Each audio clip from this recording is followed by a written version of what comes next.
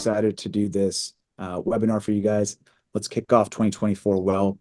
As Shin was saying, I actually spent over 3 years at Facebook and also spent some time at Tesla as well. My background's in engineering, also did a minor in commerce, and that's kind of what got me into the marketing side as well. And I'm the founder of ROAS. Want to make sure you guys can also see my screen as well. Beautiful. Yep. All right, so we'll get started. A little bit about ROAS. So ROAS is a leading edge digital growth company. My main goal that I have is to help D2C and e-commerce companies to scale their digital marketing. This is the company logo. So in 2023, we actually managed $25 million in Meta ad spend. In terms of ROI, we brought back 150. So we've done really well in 2023 as well, and we've learned a bunch of strategies that work really well. Lastly, our ROAS for e-com and D2C companies is around 3 to 8x. We've actually worked with some other companies where we've done some lead generation for them, and that's been around 1,500 for some of those as well, companies.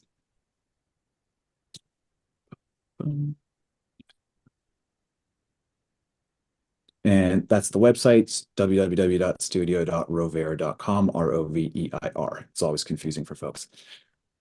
All right, so here's the agenda. So what we're going to be covering today is a quick intro on Meta ads, and then we're going to dive into campaign strategies that each of you can utilize as a D2C founder.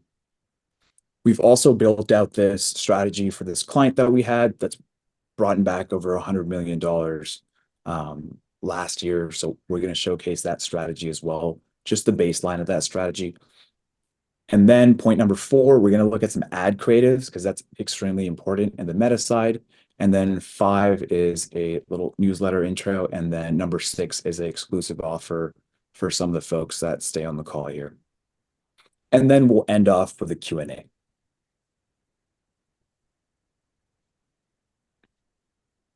All right, so Meta ads intro. You guys all know this. There's a ton of things happening with Meta ads. It's sometimes hard to understand, and I'm just listing a few things here, right? Retargeting, lookalike audiences, interest base. Oh, there's even more. CPRs, frequencies, ASC, audience testing. There's quite a bit of stuff. There's even more ad copies, funnels, COAs, lifetime values. It gets complicated, and there's even more here that I haven't listed.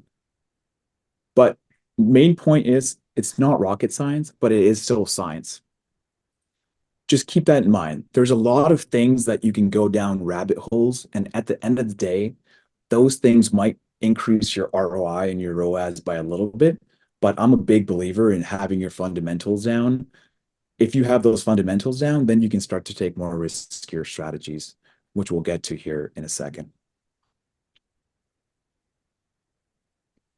All right, so this is how I look at, this is again still part of Meta ads introduction, but this is how I take a look at Meta ads, and you'll see these terminologies being used throughout the slide set. So big portion of Meta ads is actually the management side. So that's the campaigns and the ad sets as a whole.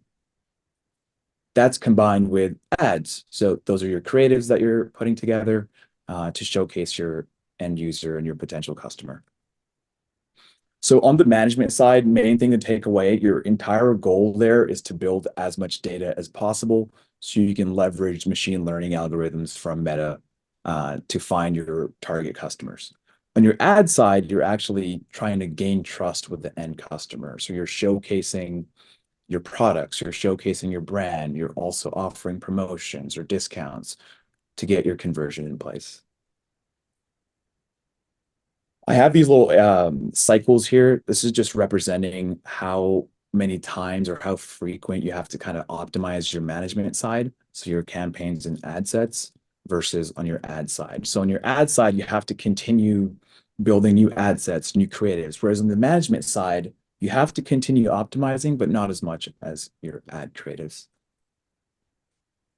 Both things are actually highly scientific. I take a look as an engineer. The management side is extremely interesting to me. So I look at that as very highly scientific to really optimize the ROAS that we see for your D2C company. Same thing with ads as well. You have to look at copy, what ads are working well, what's not working well, what you can adjust, what you can change. From a creativity perspective, your management is less creative than your ads, of course. And the last point I want to make here is remember that you need to optimize both focus areas for success. I'm a gearhead. I love cars. If you have an amazing engine and you're putting in subpar octane fuel, your engine's not going to perform that well, right? Or if you have amazing aerodynamics on your car, but your engine's not the best, doesn't matter, right? Like you have a bottleneck in that place. So make sure your management side, your campaigns and ad sets are optimized, and your creative side as well. I just want to pause here for a second. Does anyone have any questions so far?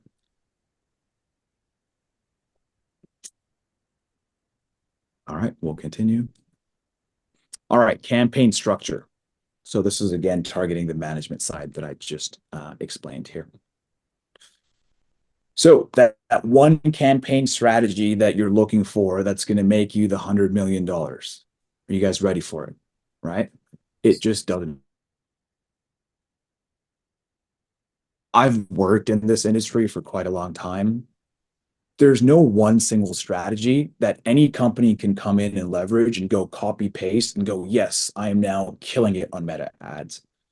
The reason I say that is it's a continuously optimized management strategy that you need to really have. So if there's anyone preaching a single campaign, that's going to be false. Your strategy for your management really depends on two things, which is the amount of data that your ad account has collected and the amount of ad spend that you have to play with. And I'm going to pause here for a second. Can you guys still hear and see me? Because I'm getting thunder outside right now. Yeah. So, okay, good. Please let me know if you can. It's wild out there. All right. So since that $100 million strategy doesn't exist for every single company, I decided to put together this slide set. So this slide here really showcases, based on where you are, what strategies you should be implementing. So we're going to take some time and focus on this slide a lot.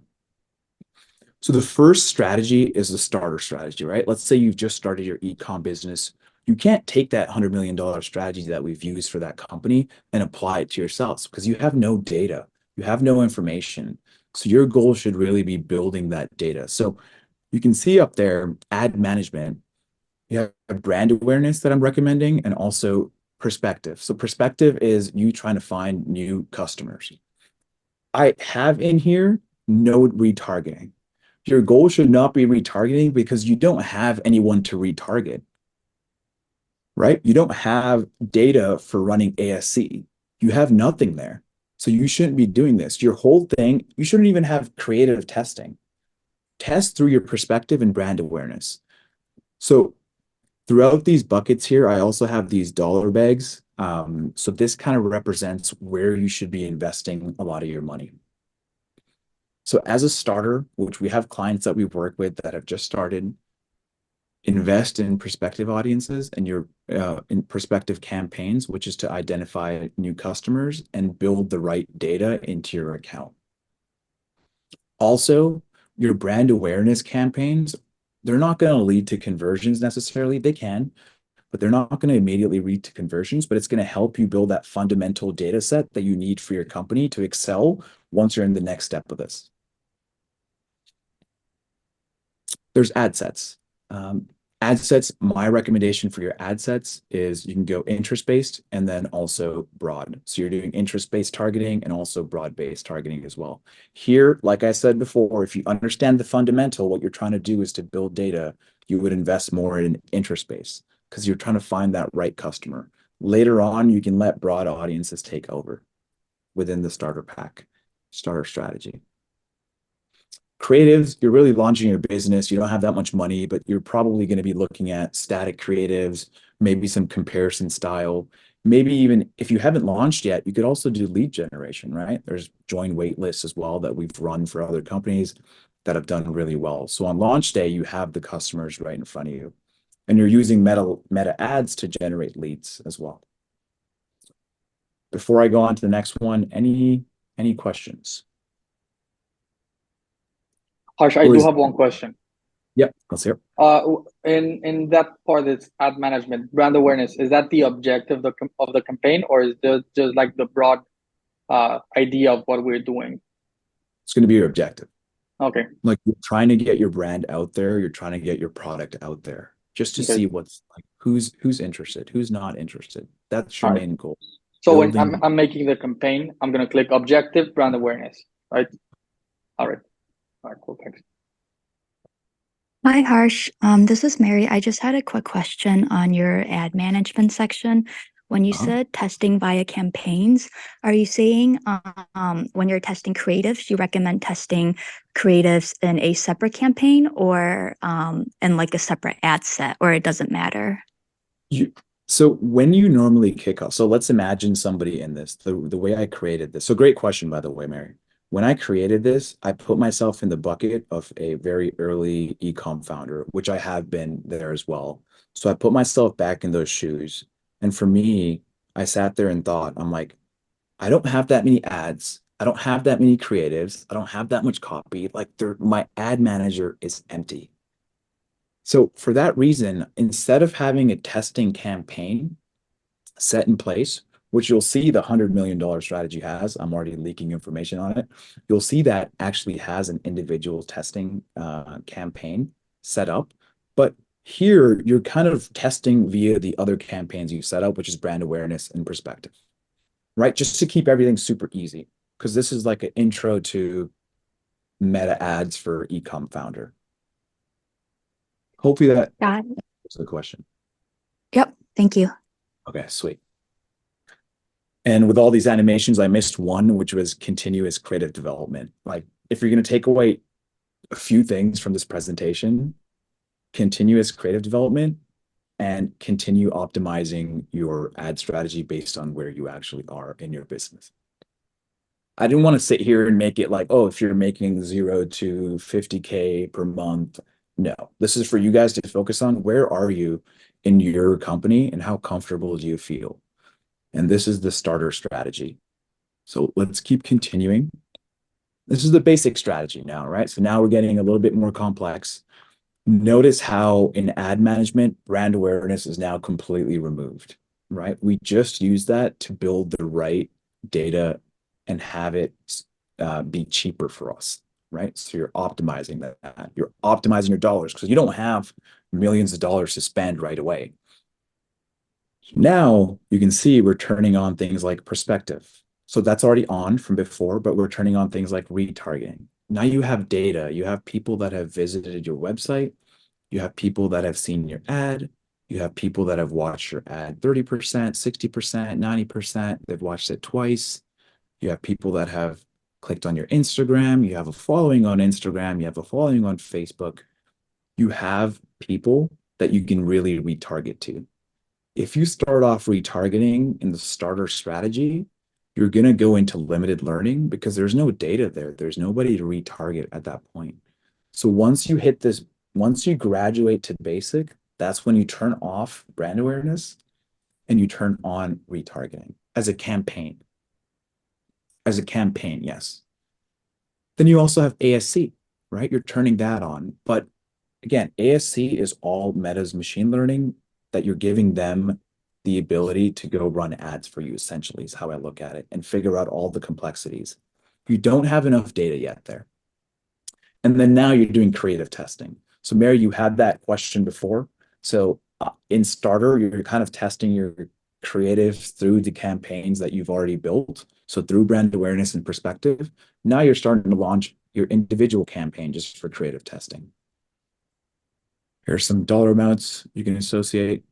So again, you have a good split between your perspective and retargeting, and then you also have your ASC turned on as well. So you're letting Facebook now say, hey, we've already sold to these customers. These are the people that are interested. Let's put a little bit of money behind this so we can continue graduating ASC. You're also doing continuous ad spend shifting, right? You have multiple campaigns set up. This is a guideline, right? Like if your perspective is doing better, you need to go take a look and say, okay, my perspective is doing better than retargeting. You know what? Maybe it makes sense to bring my retargeting campaign lower. and increase my perspective, right? Same thing with ASC. Oh, my ASC is not performing right now. Okay, so I might be in between starter and basic strategy. So let's take money away from ASC. Oh, my ASC is killing it. Let's put a little bit more money there. So again, you have to be open to making changes. You have to understand your ad account, look at it. You can look at it daily, but just keep a track of it, and then you can implement changes every week if you want. Don't make too many changes. Don't make everyday changes. Just take a look at it. Or if you have someone that you've hired, they should be looking at it daily or at least every other 2 days, especially when you're making a change like starter to basic. Same thing with your ad sets. Again, you're going interest-based and broad targeting. This is a really a big question a lot of people ask. And having worked at Tesla before, I want to kind of explain interest versus broad really quickly and make a correlation. So Tesla has autopilot. What really drives the autopilot feature and what makes it better and better? It's data collection. So the more data you feed autopilot and the algorithm set up in place by Tesla, the better it gets, right? It's the same thing with Meta. The more information you have, you're able to go broad. You're able to turn on ASC. You're able to do these things where you're almost letting Meta manage those ads for you. You still have to continue developing ad creatives. You still have to test ad creatives. In fact, you still have to run interest-based targeting. You have to continue feeding ASC and Meta data. That's your goal here. I'm a very data-driven person. That's why I'm echoing this, because it works. And here you're starting to put up URL parameters in your ad sets. You're starting to target the right people and understand where they're coming from. From a creative perspective, now you're at a point where you're like diversifying your types of creatives. You have static, you have some UGC maybe, you have some video edited creatives, you have some customer reviews. Now you're turning on landing page funnels. And now you're also very retarget focused because you have all this information of people who have visited your website or they've seen your ads or whatever the case is. And again, caveat, continue developing creative. But that doesn't mean continue, I want to caveat this. That doesn't mean go into your ad account and upload creatives every single day.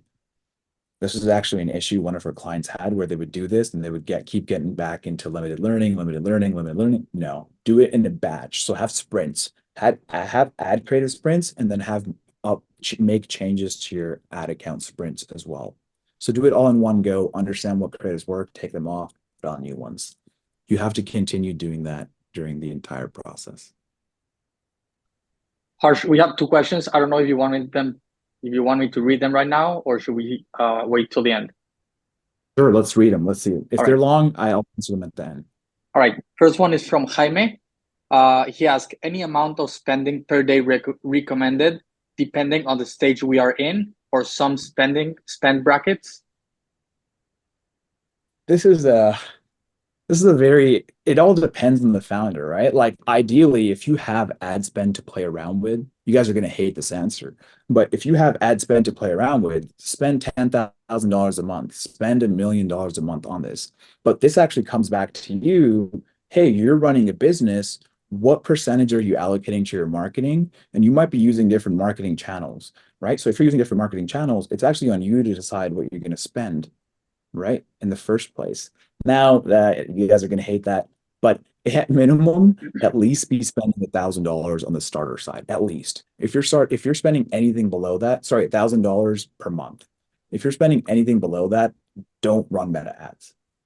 Genuinely, it's not worth it. You're not going to be able to collect enough data. So graduate from that $1,000 a month, minimum USD, because we have all these people from different areas and different countries. So yes, that's my recommendation. And then basic, you're now hitting 10,000. You're starting to hit multiple thousands, and then you'll see expert and expert plus. Those are like almost expert plus is about $1 million or 2 million plus. So hopefully that answers it. Hey, Shin, I'm gonna hold off on the second question just because of time, so I'll keep continuing here. But thanks for that.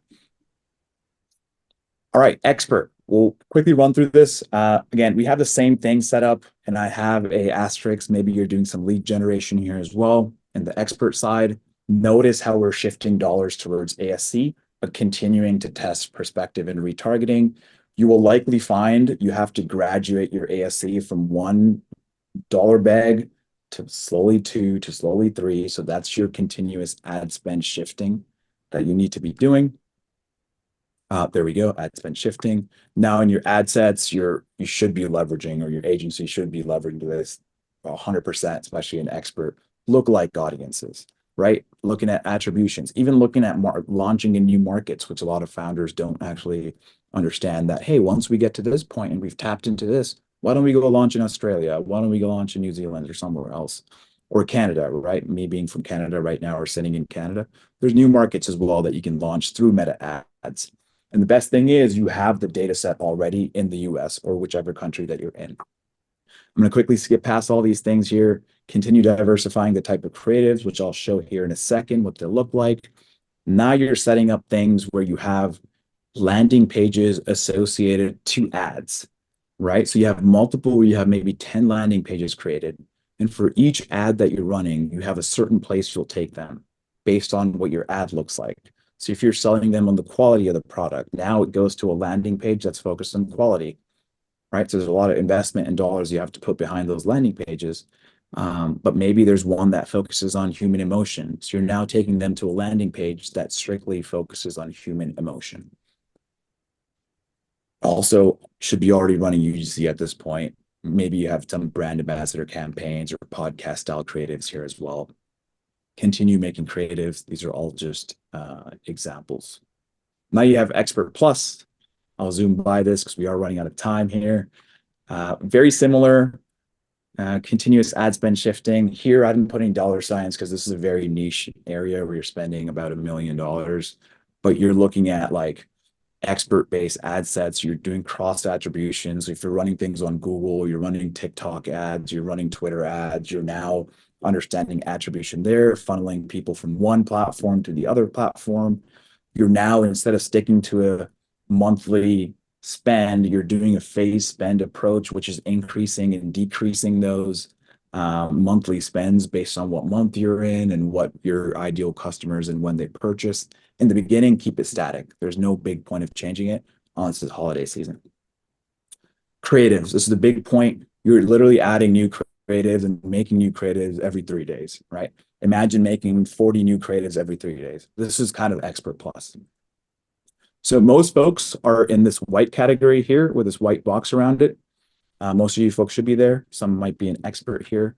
So most companies are there. The biggest arrow down there at the bottom is as you graduate, you're gathering more data. That's it. Like that is the main purpose here. More data, more ad creatives that are being built. All right, so we'll quickly go through this here. So this is the $100 million campaign strategy that we've implemented. So we actually, before I want to show it, we actually worked with our client. You can find this on the website. But we went in, we worked with the CMO and the director of marketing. Again, this was a multi-million-dollar company. So they had these positions there. We did a 2.5-week ad account audit just on their meta ads. We go in there every day and look at their ad account, implemented changes. And then within 3 months, we had an additional $12 million a year of additional revenue. What went behind it? A lot of people are always interested, but a few slides. Definitely a few, actually, in fact, 72 slides were created just to get them to that point. They're all blurred out here. Can't show it, confidential information, but a lot of work and time went in behind the strategy. But very easy, right? Like, again, it's all fundamentals. Here is your management side, so campaign and ad set, and then you also have ads here on the right-hand side. Maybe it's out of the way. And then within that, ASC is turned on, right? Just like how I mentioned in expert mode or expert plus mode, single ad set with ASC. That's the functionality that you have. You have prospective. Prospective is you trying to identify new customers. Multi-platform, that's what we did. So Instagram and Facebook. Broad targeting and interest-based targeting were both turned on. We're also retargeting as well, right? Single ad set that we actually use for retargeting. And then we have a creative testing campaign set up just to test out creatives. And this was the question you were asking before, Mary. Again, bi-weekly sprints. We would do sprints just to get their ad creatives set up, go ahead and test in those creatives, and then move them up to our prospective, retargeting, and ASC.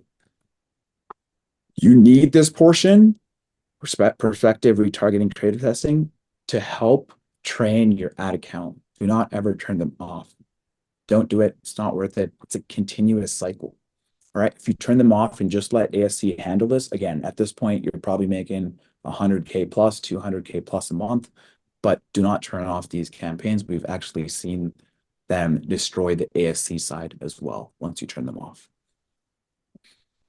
Ads in your ASC, as many of your winning ads that you have. So I believe for these guys, we had about 60 ads that were high winning, achieving creatives that we put in. Rod had 40 plus, interest also had 40 plus. Our retargeting would change based on the creatives that we had for the week, but around 10 to 40 plus. Again, the focus here, once your strategy is in place, is your ads. And then, honestly, on your creative side, as many creatives as you can build. Yeah, so we will continue just so we can finish off the thing. So just because it worked for this company doesn't mean it's going to work for you. So keep that in mind. I would actually recommend you go back to this slide after and take a look at, hey, where am I? What can I do? Set up your management and then focus on creatives. That's my recommendation to you. Don't go, if you just started last month and you just started your company, go apply this strategy that I just showed. It's not going to work. All right, so now that management has been figured out, we have ad creative strategy. So I'm going to quickly go by this. So what I want to show here is the creative funnel. To get there, I want to go over a quick marketing basics lesson. So in marketing, you have top of funnel, middle of funnel, and then bottom of funnel. On top of funnel, you're raising awareness for your brand. So your potential customers are understanding your brand and your product. In middle of the funnel, they're considering, okay, so you've now showcased your brand. Okay, so this brand might be higher quality than brand XYZ over here. So they're making these considerations. And you have bottom of funnel, which are decision makers. So you have to guide them through something for them to make a decision. So you need to have creatives and copies set out for each of these potential customers. So you have your cold audience, you have your warm audience, which is middle of funnel, and your hot audience. And you should be making ads and creatives based on those customers, which I call the ad creative funnel. That's what it is. That's just highlighted right there. So let's take a look at a few examples. So creative funnels, this is a company called Represent. You'll see some brand product awareness ads and some retargeting. So hopefully these works. This is a clothing company based out of the UK. They're doing extremely well. But look at the emphasis on ad creatives and compare this to the creatives that you guys have. Right? This is, again, a very simple warm retargeting offering a discount, buy 3 for 30% off, but they've taken a very unique approach there, right? They're using stickers and their company logos. This is a shop gift card, again, which was used for retargeting. You would not take this shop gift card and show somebody that doesn't know about your product or your brand and tell them to buy a gift card. They're not going to buy it. If you do that, this is why your retargeting ads need to be different than your prospective ads. If you show them the shop card, they're going to be like, I don't even know what this company is. Why would I purchase a shop card? And then also, you should not be showcasing promos to prospective and new customers in order to increase your average order value and drive revenue. The reason I say that is some people might purchase at your MSRP. Some people might need a little push to purchase that, which is like a promo code. That's exactly how this company is killing it, and they're doing, I think, more than a few million a year now. Some more, we'll quickly go through these. We all know AG1, right? You have product awareness, warm retargeting here, right? You're offering a welcome kit to get people to purchase. AG1's different. Their whole thing is retargeting. Everyone already knows about AG1. These are random ones. The first one is from Abercrombie and Fitch. This I actually showcased here because what they're doing is if you look at the copy at the top, it says, say yes to those must-haves you've been eyeing. What they're doing is they're understanding the people that come to their website, which products they're looking at, and based on the products they're looking at, they're retargeting those customers, which is something you can do on Meta ads. Again, this is hot retargeting, buy one, get one free, limited time offer. Summary, take these things away. Your fundamentals are very important, right? Before you start to do all these other strategies and listen to these other folks, focus on your fundamentals. It's very important here. It's very important in engineering. It's very important in marketing. It's very important everywhere.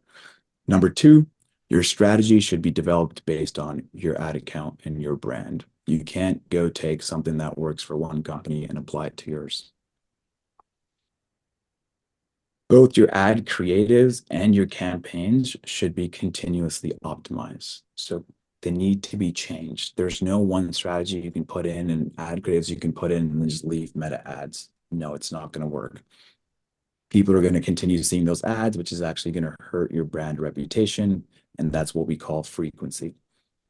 So you don't want frequency to go up. That means we've all had those ads that we've seen maybe 100 times or 50 times or even 10 times. And I'm like, I don't want this. I've actually gone there and said, hey, do not show me this brand again.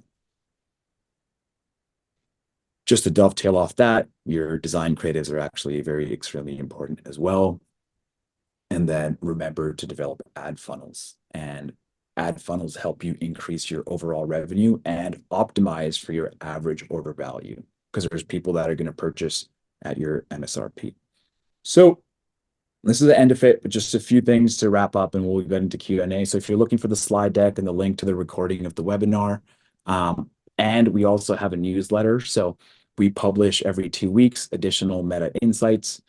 You can sign up for Reach Digital Peaks, and you can click on the link here or directly go to www.reachdigitalpeaks.rover.com/subscribe. Remember to put it in www. We're having some problem where when we don't have that, there's an issue.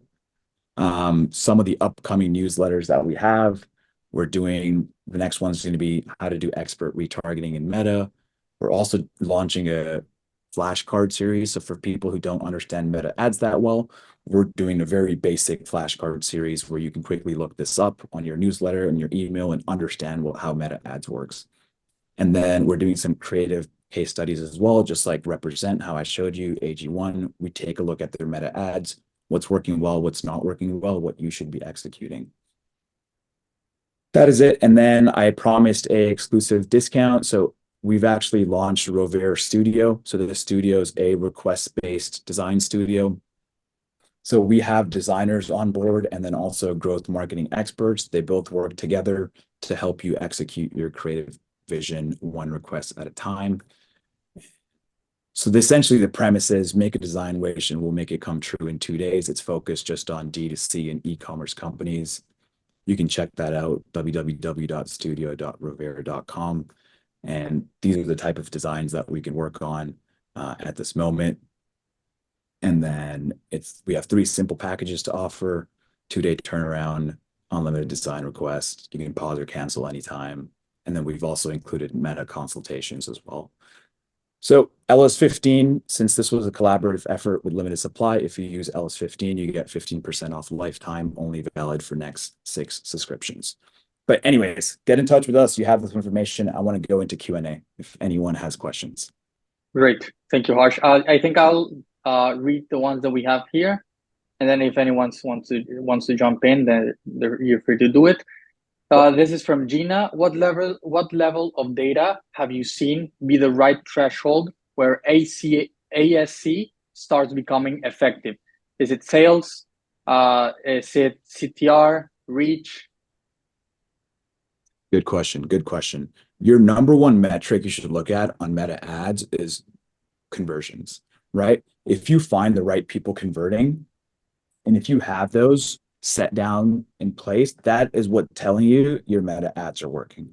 Now, the whole question is, how do you get your conversions optimized? You have to take a look at other aspects of your pixels. So within your pixels, you can take a look at people who have viewed your website, right? They came in, viewed your website. Then there's people that viewed your website and they also viewed a certain product, right? There's also customers who viewed that product and added it to cart, right? And there's some people that added to cart and left, but other people went and initiated checkout. Then they initiated checkout and then they actually purchased as well. So through the Meta Pixel, you actually have the ability to look at all these people and what action they've taken place. Some of the folks here might know this, some of them might not know this. And based on that, you can retarget with your ads. So if someone's seen a certain product, you can retarget them with that same product that they've actually seen through Meta ads as well. So your threshold, look at conversions.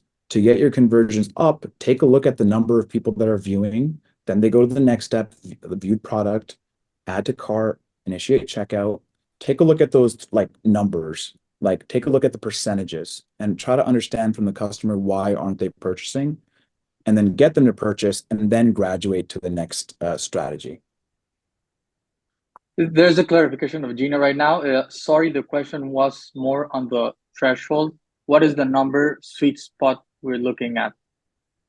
I like in terms of the number of conversions, I can't answer that. Maybe if you want to follow up with me offline on that, tell me a little bit more about your brand, where you are in terms of revenue, and I can try to identify that right number, because it's going to fluctuate based on what is the value of the products you have, how large is your customer base, how much competition do you have. So it really changes. Sorry, I can't answer that. I needed a little bit more information. So reach out to me, Slack, and I'll help out. Next one is from Katie. Who is your audience for the creative testing campaign?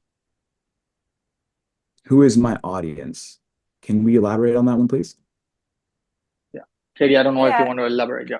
Yeah, sure. So if you're setting up a separate campaign for creative testing, I'm just wondering who is that targeted towards? You should be doing broad and interest there as well. Yeah, does that make sense? So I'm a big believer, broad and interest-based targeting within your ad set. Yep. Yeah, that makes sense. Yeah. Is there something else? So Katie, I'm just curious, do you guys have a separate campaign set up for creative testing at the moment? No, this is what I'm trying to figure out, sort of like where is the best place for that creative testing to live, and just sort of who it should be targeted towards, to make sure that those results then apply to kind of the rest of the campaigns. Exactly. Perfect. And the reason I asked that is because sometimes what people do is they'll try to do creative testing within their campaigns that have already been set up, and then it starts to hurt their campaigns, right? Because at the same time, your creative testing spend limit should be lower than your perspective and your retargeting. Like your perspective, retargeting, ASC are the outperformers. Creative testing, you're trying to get a signal. You don't want to put hundreds and thousands of dollars on creative testing. You want to get a signal. This works well. This doesn't work well. Scrap this idea and put them into the campaigns that we're spending a lot of money on. Because otherwise, you would be spending a lot of money on testing creatives, which you don't want to do. So get a quick signal from your creative campaign. And I'll have a newsletter about this, but get a quick signal from the creative campaign on what ad sets and ads are working well, bump them up to your primary campaigns. Cool. All right, we have two more questions. This one is from Mary. How do you think about creative fatigue? For instance, when does it typically happen? And which metrics do you look at that signal that? You look at frequency to figure out your fatigue. So fatigue is like how I was describing before, with someone seeing ads way too much. So how many times have they seen this ad? If that number starts to go above like 8, to be honest, 8, so 8 people, like 8 times an individual has seen that ad, you're pretty much in fatigue. Like try to minimize that number. How do you minimize it? Have more ad creatives, have more of winning ad creatives. How do you get there? Do more ad creative testing and build more ads. That's what a lot of people, when I come in and do audits for companies, their ad management side is screwed up. So we come in and fix the ad management side. The next step while we're fixing is we actually work with them to develop new creatives. So once the management is flushed out, we can start pumping in ads. So our users, potential customers, don't go through ad fatigue. Number 2, quick tip here is when you're doing retargeting or even prospective, there's areas when you can understand who your customers are. So through pixels, you know who your customers and people who have purchased are. You can even remove them, because imagine if I just purchased I don't know, I just purchased a shirt. I just got this wool sweater or a wool sweater from a certain brand. If I buy it, I don't want to continue seeing those ads again and again. Put them off for like 30 days, whatever, 60 days. You can choose those things, right? And also don't put them in retargeting either. Like, I don't want to purchase the product. I don't want to purchase a sweater that I paid $200 for that I was finally sold on. And then I purchase it, buy it, and then 3 days later, I see an ad that says, hey, you could have actually saved 20% off. Now I'm like, hey, I got to reach out to someone. I got to return this, and that person's not going to buy from you. So on your retargeting as well, make sure you subtract and exclude recent purchasers. Again, a few tips that I've added on to that answer. All right, that's amazing. And last one is from Connor. Would you explain more about generating creative strategies? What's the process and how you think about continual creative development? How similar or different are the iterations, etc.? New ads every 3 days is a lot. Yeah. Yeah. Now, I know that was a lot. I was actually wondering if I should even put that in there, because these are companies that are doing like spending $2 million to $1 million a month in ads, right? So they have the money to be able to do things like that, like hiring design partners, or they have managers that manage their ad account. Now, and Connor, maybe we can have this conversation offline. I don't want to ask you these questions, but based Sure. on where you are with your company, you got to sit down and be like, hey, can I realistically launch and execute? Can I develop, launch, execute these ad creatives with the budgets that I have? So it's okay to do it every 2 weeks. It's okay to do it every month as well. But the whole emphasis is get more ads created. And yes, so when we develop ads, so we've developed UGC content. How we develop UGC content is we set up, you can see it on the website, but we set up this, we find the right influencers, we create scripts, we have CTAs, we have hooks, we have main parts of the scripts as well. And we get these folks to record. This is an example for UGC. We get them to individually record these things. So when it comes time to creative testing, we have video editors that we have that will take, so we have hook 1, 2, and 3, and 4, or 5, main script, CTA, 5 or 6 of them. We start merging all of them together. 1 versus 5 here versus 2 here. We merge all of them together, if it makes sense to.